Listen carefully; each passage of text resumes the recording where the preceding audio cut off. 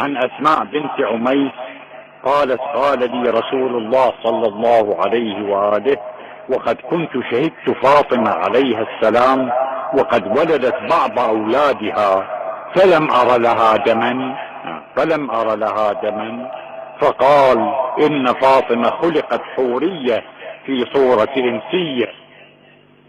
وروي عن أبي عبد الله الصادق سلام الله عليه أنه قال: لفاطمة 9 أسماء عند الله عز وجل: فاطمة والصديقة والمباركة والطاهرة والزكية والرضية والمرضية والمحدثة والزهراء. قال: وسميت فاطمة لأنها فطمت من الشر، ولولا علي عليه السلام لما كان لها كفء في الأرض.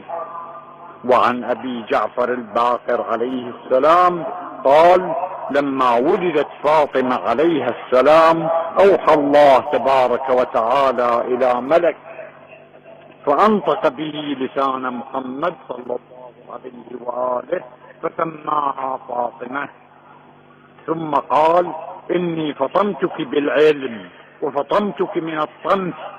ثم قال أبو جعفر: والله لقد فطمها الله تبارك وتعالى بالعلم وعن الطمس في الميثاق.